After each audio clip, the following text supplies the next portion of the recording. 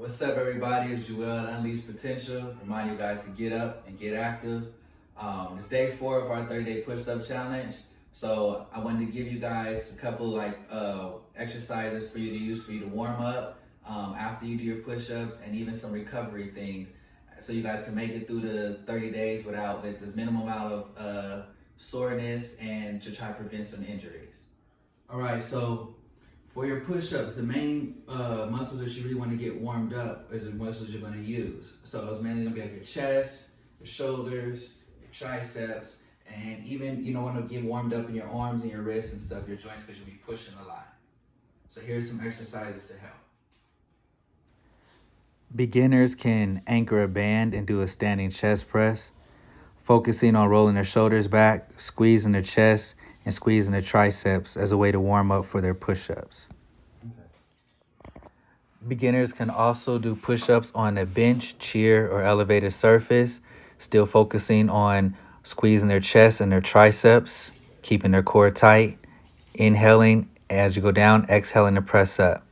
The more advanced people can do reset push-ups, where they lower their body all the way to the ground and then push their body all the way up.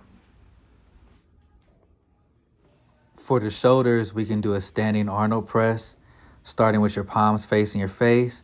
Twist your arms like in a corkscrew motion as you press up over your head, squeezing your shoulders and your triceps. You can use a band or you can do dumbbells. We also can do a set of internal and external rotations with the band. Keep your elbow bent at 90 degrees and your elbow tight to your body.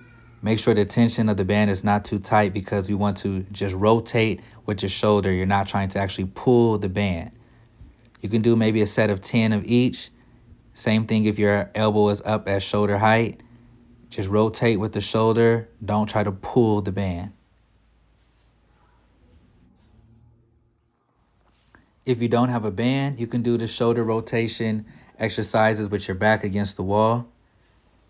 If you don't have a place on the wall where you can stand against, then you can also do the same exercises laying with your back on the floor. For the triceps, we can warm them up using doing a standing overhead tricep press, using a band, squeezing your triceps, fully extending your arms.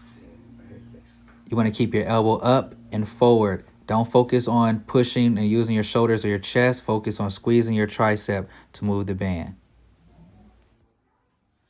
You can also do the same exercise using a light set of dumbbells. Press them together, keep your elbows forward, and squeeze your triceps. We can also do bench dips. Keep the weight in your hands and press up with your triceps and not your legs. To make it easier, have your feet closer. If you need it more difficult, then straighten your legs out. You can warm up your wrists and loosen up the tightness in your forearms by rotating your wrists in circles, or you'll go back and forth using your other hand to get a nice little stretch.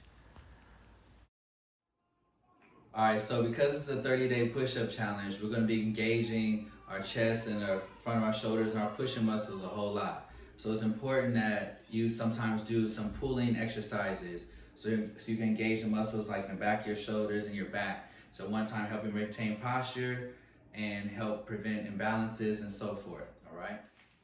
For banded retractions, make sure there's no slack in the band between your hands. Stand up tall, roll your shoulders back, and without bending your elbows, squeeze the muscles in your back as you stretch your arms and the band out as far as you can. For standing rows using a band, really focus on squeezing the muscles in your back and not pulling with your forearms. If you elevate your elbows, you can engage the back of your shoulders more as you pull the band. For bent over dumbbell rows, roll your shoulders back and keep your back flat. Once again, if you elevate your elbows away from your body, you can engage the back of your shoulders more. If the dumbbells are light enough, you can transition to reverse flies. Recovery is also a very important aspect to help prevent injuries and to help reduce some of the soreness. Aside from doing things such as staying hydrated, eating enough food, and getting enough sleep, here are some things that we can do to help speed up the process. Machines like the Theragun and the Rapid Release are great tools to have for any tight or sore muscles. You can use these as part of the warm-up, during the workout, or right after the workout. They also can be used at any time of the day, especially if you're sitting down watching TV. The more you use them, the better the results. Foam rollers are also a very effective tool for your sore muscles. They can be used at any time of the day, and you use those to roll out from your chest, your shoulders, your biceps, and also other muscles such as your triceps and even your forearms. And of course, don't forget to stretch. Stretching is vital for our recovery because we need to lengthen the muscles that we work out. Since we're doing a lot of push ups, you want to focus on your chest, your shoulders, and your triceps. My favorite is the intimate spousal massage. No explanation really needed on that one. Good God Almighty. So I hope that helps you guys understand a little bit more about how to warm up and do some recovery exercises to help make sure that you guys are going to complete the challenge. The most important thing you also need to do is listen to your body. If you feel like you're too sore to be able to do the push-ups that day, then focus on the recovery exercises. Do your stretches, do your rolling out so that you'll be able to pick it up on the next day. That's the active rest days and recovery is not the same as quitting or not doing anything at all. You're still working towards your goal. Because the whole purpose of this is to be a help and to benefit you, not to be a hindrance. So make sure you like, subscribe, comment, and keep participating.